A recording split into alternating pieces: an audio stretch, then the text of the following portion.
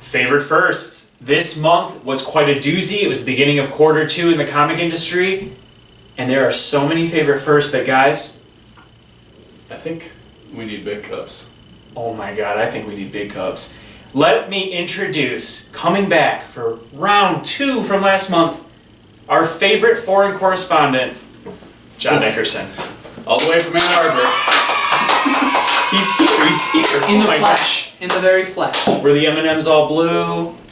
No brown ones, they got picked out. So, Good. We can keep going, probably. April saw a lot of first issues and a lot of quality first issues. We like to run them down and let you know if they're accessible and whether we like them and if we'll continue with issue 2. I'm going to kick it off. Black Panther from Marvel. Wakanda's falling apart and T'Challa has to fix it in Black Panther's first ongoing series in years. I really loved it. I thought it focused well on multiple characters that should set up interesting conflicts down the road. And I think Ta-Nehisi Coates, a first-time comic book writer, has really understood what makes just storytelling interesting. So I'm really looking forward to issues to come. What about you guys? I gave it a pretty mixed review. I really wanted it to be an origin story, and I really wanted this to be like the first presentation of Black Panther to me, who knows little about the character. There's none of that, and you just jump right into a very heated scenario, which it was engaging, but it wasn't what I wanted. My expectations were different than the delivery, and that kind of... Yeah. There was a lot going on. Yeah. From a lot of different angles. There were some very cool parts, but it's almost not like a first issue, because it's like throws you in the middle of something and you're just gonna have to see where it goes. Yeah, we were thrown into the middle of a conflict we weren't ready to... Which is, whatever, that's one place to start, and then you kind of sort out the pieces, so whatever. Mm-hmm. But I'm definitely getting issue 2. It definitely wasn't what I expected either, but it wasn't terrible. The tone of it was sort of not what I expected, I guess. I mean, TNC's like a very funny writer, or he can be, in like his online writings. But this was like a really humorless piece. I mean, this was... Yeah, and which is sort of unlike Marvel, too. Like, they're always a little tongue-in-cheek. There's always a little bit of... There's more fun than DC, which I think is really telling. Sure, so I liked it. It was not the tone I was expecting. Yeah, exactly. I guess I would counter that point with just the fact that it is dealing with a political story, which I think fits the writer's strengths really well. Yeah. And it's doing it in a really nuanced way. We're getting a view from almost every side of it at this point.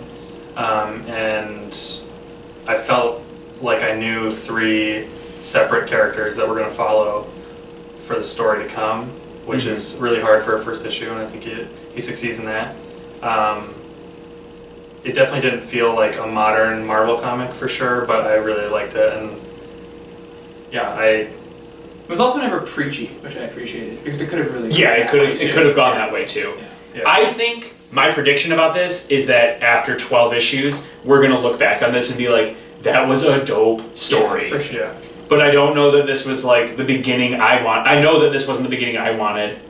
We didn't talk about this at the start, but it definitely needs some, or it's not helped by jumping right in if you have no previous history with the characters. But I feel like it'll be fleshed out, so it's like, whatever. Yeah, who knows? But for a first issue, it might not be the best entry point, but I feel like it's well written and a good entry into this story.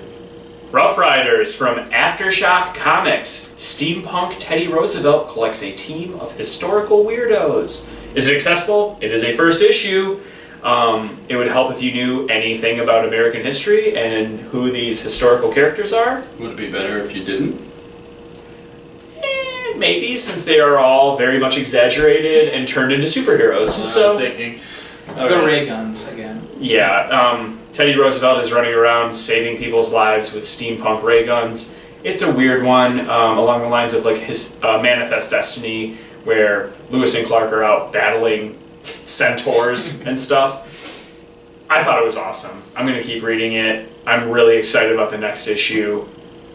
What do you guys think? I would not read it any Why? further. Why? I would probably just reread League of What if Extraordinary Alan Gentlemen, Moore wrote it? honestly.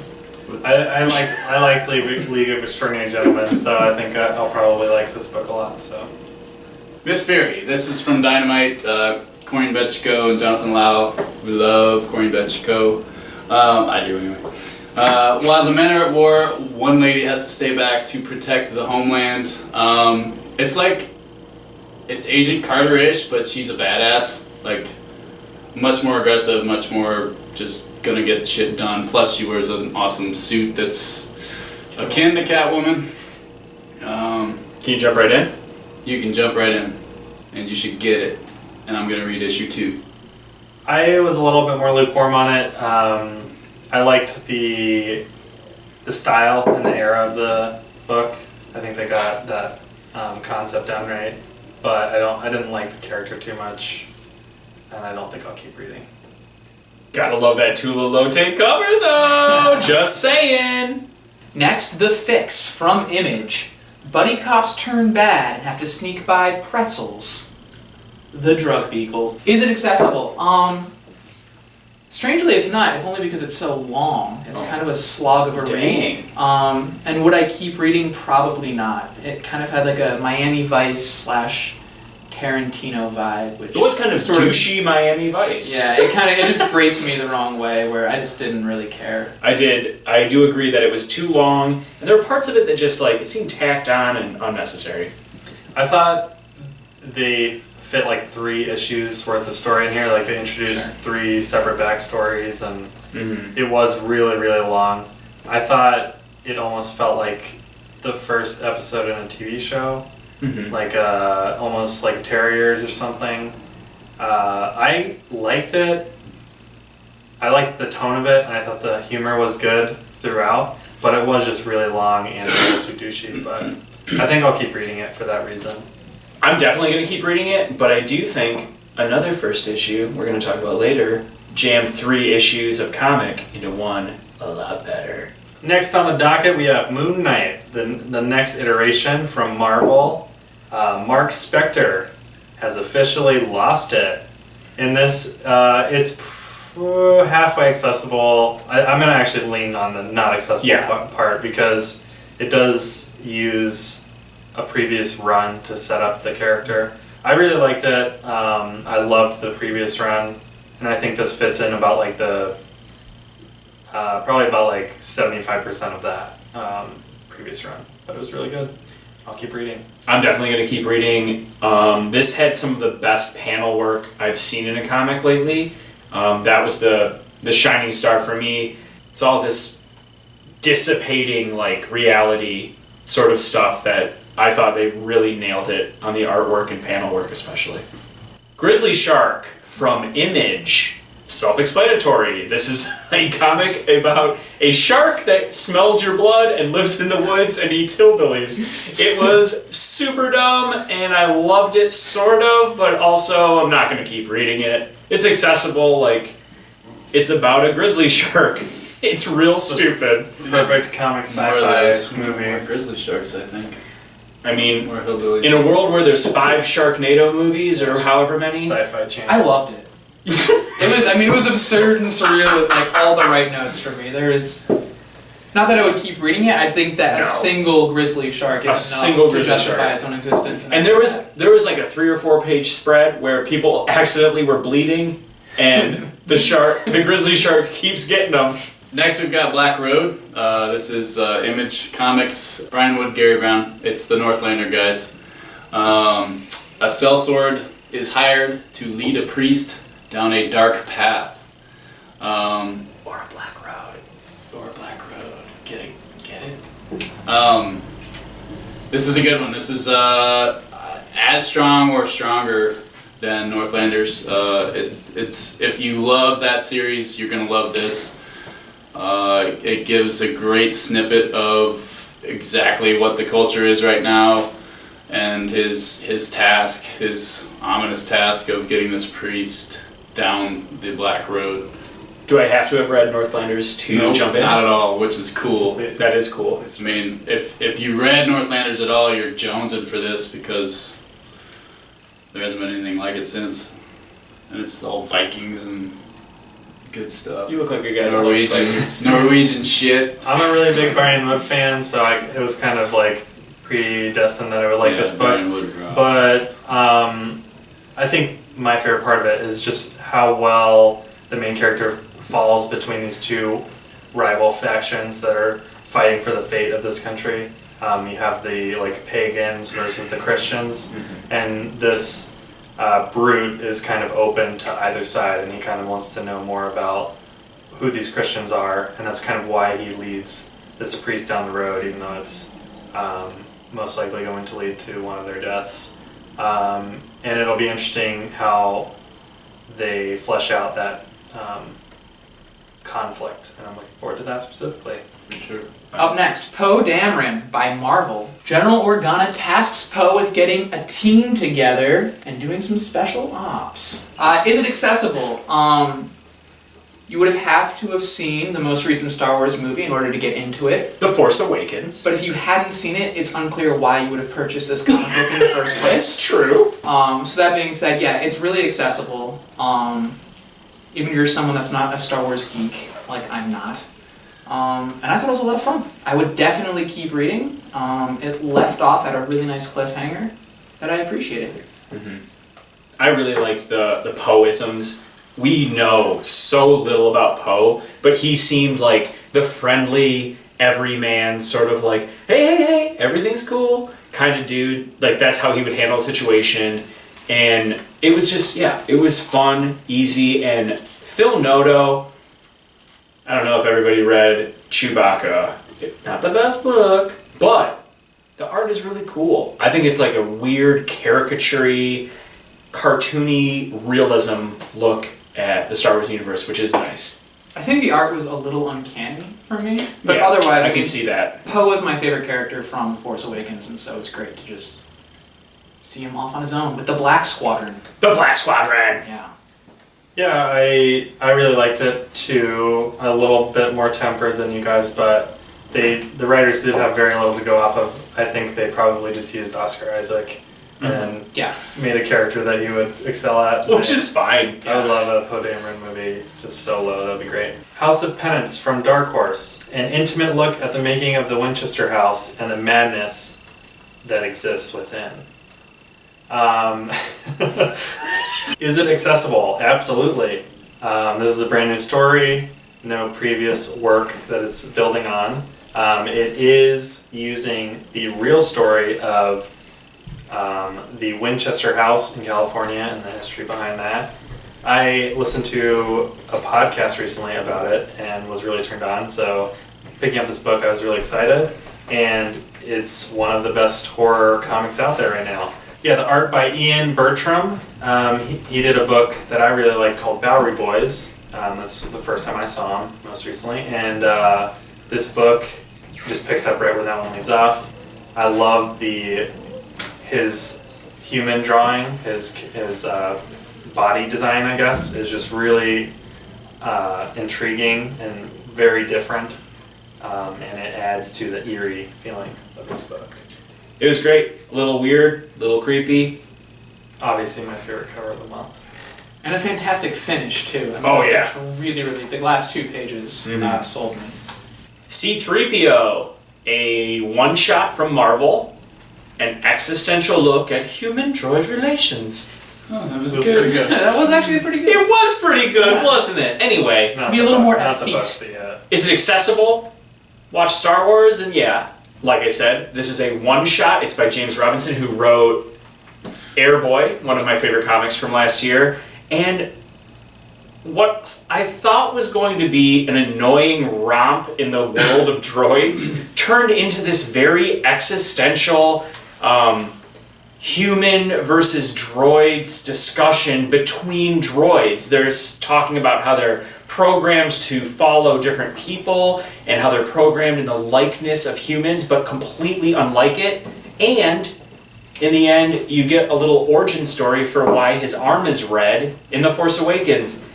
I loved it. Did he lose his arm somewhere? Yeah. Wow. Duh. What the hell else would happen? Yeah, he loses his arm and That's he gets a awesome. new arm. Oh my Now we god. know. I'm gonna pose the counterpoint to that. I thought it was fine, but what I didn't like about it, their gang of droids, the way they get picked off one by one was just not interesting. It was like just there was no thought put into like how this progression happens, where they get whittled down to just C-3PO and this other droid. And I thought the end was just a little too pat and too easy, and it seemed a little like it seems like I've seen this story before, where two warring individuals come to some sort of consensus, and you learn a lesson about humanity in the end. It didn't do more than that for me, and that's why I didn't enjoy it too much. And obviously listening to C-3PO in your head for As 60 someone pages who is too much. physically can't like read the speech bubbles without hearing Yeah. C3's voice, I could not. That's finish gonna be it. everybody, It was though. so That's- painful. Yeah. That's the problem. Yeah. It was okay. I feel like if you are a huge Star Wars fan, you'll probably love it. And I think we've given C-3PO way too much time. Yeah. Next we have my favorite throbbing member, Heartthrob by Oni Press. It's a 70s heart transplant patient follows her new heart. Basically, the patient gets a heart transplant and starts seeing images of the man that donated the heart. Becomes romantically involved with this man, who happens to be a heist Master thief, and it ends with, We complain a lot about character development, and this one almost had too much. Yeah. Like, it was like an entire issue about this woman's life that at the beginning I was like, oh yeah, like they're going deep in this, like deep cuts, this lady's life, and then you're like 20 pages in, you're like, oh my god, they're still just crying about this lady's life and how horrible it is. And she's like a drunk, smoking mess that gets a heart transplant and just doesn't seem to care. I don't Also, know. entire pages go without dialogue and just like first-person narration over the top, Yeah. and that's just it makes it more of a slog and less. It's also less really, interesting. really disappointing because we were so excited about this because of the artist. Yeah. And when you give the artist, she's at a bar, staring at a wall, thinking. Yeah. Like, it feels like untapped potential. Yeah, I just feel like good comics specifically, because of their serial nature, like a good progression of a story, you'll get bits and pieces, or you'll get a whole issue dedicated to the backstory of this character, or you'll learn more and more about this character as you go along. This one really just tries to throw it all at you in the first issue, gets you to the heist part of her story, which seems like the conceit, and then they built around that. It just stereotypical. Just no it's like progression. we've seen this movie, or I don't know. It was just, And yeah, the main character wasn't likable enough, wasn't. and the main character or the vision she sees of this heart donor, neither of them were likable enough.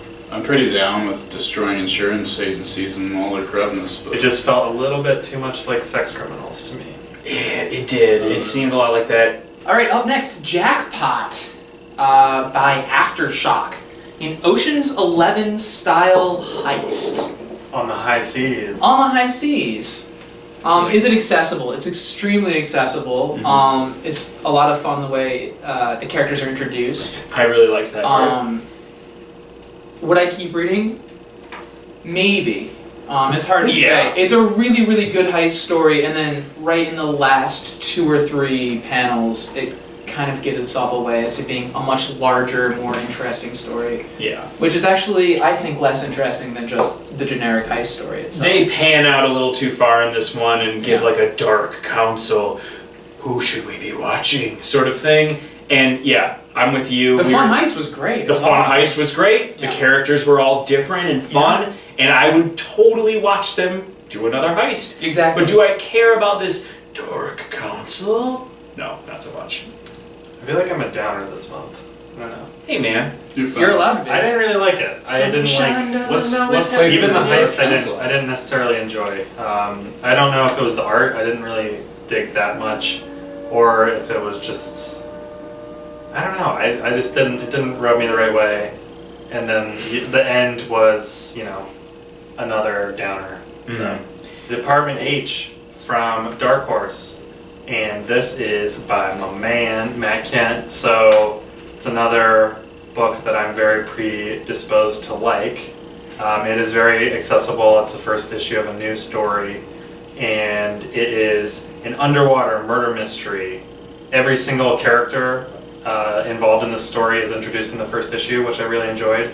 I thought every Matt Kent book that he takes the art for, I really enjoy. So it's not for everyone, but I really like the watercolor aspect of it.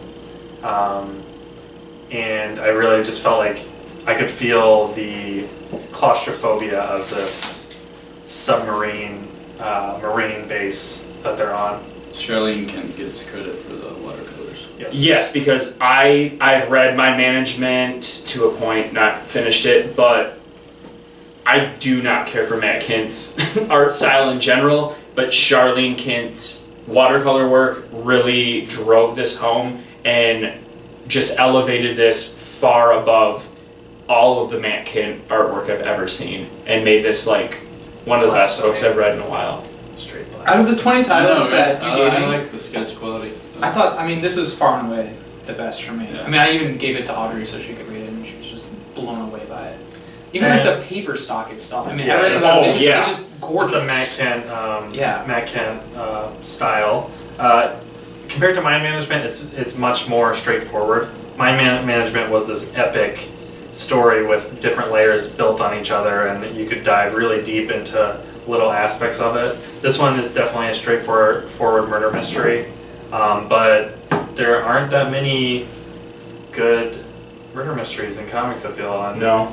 like I feel like we know the end point, we know where it's going to finish, so I feel like it's in a good spot to succeed. Mhm. And I'm really looking forward to anything Matt Kent writes, but this one specifically, I'm really digging. Yeah. Yeah. Joyride from Boom Studios. A plot to skip Space Town goes into effect.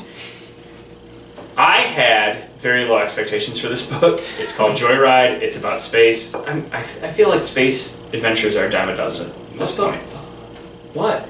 Space adventures are awesome. They are Space adventures are awesome, but there's like so many coming out. This is the first of a 4-part limited run, and I had a blast reading it. What I liked most about this book was the pacing. I feel that a lot of authors, you got your Warren Ellis's, you got your Brian K. Vaughn's, you got even like Brian Wood, Jeff Lemire sometimes, they feel that they can like make everything breathe, they're gonna stretch everything out, and Warren Ellis feels like you don't need to know what a book is about until issue 13, right? That's a year after you started reading that book. That's dumb. It's valid. This book jumps right in, takes you on a quick adventure, and Four-part series though. it fits like 3 issues into one issue And in a good way. compared to the other 2 books that we've come down negatively about that, Mm-hmm. you I think this is the best way to do it. They're on an adventure. It's like, hey, we're going on this thing. Come on, Colby. Let's Whee! go! We did it! And the pace of it was what sold it for me. What did you not like about it, Colby? I agree with the pacing and everything. However, there was a little bit of teeny speak. Tonally, it was kind of like spoiled rich space kids. Yeah. Like, that's like really hard to Definitely. identify with. You know what I mean? Just like space Yeah, rich no, I vibes. feel that. Like it's like Definitely. Ferris Bueller in space is like not something I feel would like- read. A lot of writers, when they try and write a different demographic than themselves, a lot of times it comes off as forced. And I felt that this one was alright, in a Yeah. tune with like Batgirl. I didn't think it was forced. It's just I'm 43. 42 and I'm 43 in 1 month, 11 and twelfths. this was like listening to a teenager talk. You don't look a day over 40. Thank you. Next up, we have Divinity 2, which Divinity 1 was fantastic. This is Valiant. A second cosmonaut returns, and this time she's a true communist. I think that was a really How'd good you one. like it, Colby? I Or how accessible is it? thought it was extremely accessible. You could definitely read Divinity 1 and know that another cosmonaut has come to Earth, but I feel like Well, we have a case study right here at this table. Yeah, I actually let's had no do idea it. that there was a first Divinity. I didn't Which notice is weird like because the title has a 2 next to it. I just assumed that was I thought it was Divinity 2. I knew those things. But at the same Divinity hey, hey, I really had no idea. But I really enjoyed it. I thought it was immediately accessible. Which It is a hard reminded thing me to a do. lot of like the Southern Reach Sprawl trilogy, which is really hot right now. Just this idea of like this like amorphous landscape that kind of turns you into this like Mhm. biological super being. Yes. And so like I just loved all of that, and all of the artwork was just absolutely incredible. Of this like farscape where they're like Mhm. someone's impaled and there's these weird like mushroom flowers growing, which is Yeah. awesome. And then to bring it right back home to, I mean, no spoilers, but it comes pretty close to home at the end. Yeah. And It's now. it was shocking, and that's actually another title I would like to keep reading. This is kind of where I envisioned the first series to go, was he was going to return as this all-powerful being and revert to his communist ways and become like a supervillain that the valiant heroes would have to fight. I really liked how they ended, or which direction they went in the first run, and this introduction of the second character makes it even better. We have Mhm. two titans who will eventually come to blows, I assume. And are very different. Yeah. Character-wise. And this is an example where we were saying, which one were we talking about? Where Heartthrob, too much character development. This was just enough. She loved her job and had a good reason to, and I don't know, I feel like I totally get Divinity 2. You get just Well, like I said, having not read Divinity 1, I completely Yeah, just no, it was, fell in love with both. it was a characters, really, and the really idea cool of the first characters, issue. So. All right, last but not least, 4 kids walk into a bank from Black Mask. Black Mass. Black Mask. we could have Studios. all the publishers practically. Yeah, we did. Yeah, that's good. This is certainly not least. A D&D squad gets criminal. Is it accessible? It's immediately accessible. It's so much fun to read. Yeah. Spoiler alert, this is my favorite. This is my best book. We're going to talk about it more in a little bit. Sure, but- I think we all really liked it. Would I keep reading? Yeah, I mean, absolutely. I mean, it was just fun. It was just fun from start to finish, and it was original. And I thought the artwork was original. And I thought the dialogue was original. The story's original. It's all just. It's cool. It's just a really cool It's book, man. super Yeah, cool. it's just. For being so inherently nerdy, it is super cool. It's a limited run. There's only going to be 5 issues, sort of akin to Matthew Rosenberg's previous title on Black Mask, We Can Never Go Home. It was just a really fun issue. It really got the children characters pretty great, the teen characters. The art was really interesting. The like colors that they used were really interesting. I like some of the frames were just hilarious. There's one frame where a guy gets hit in the face with a dodgeball, and like the action lines just say like "jocks" as he's getting hit in the face. It's really funny. Yeah.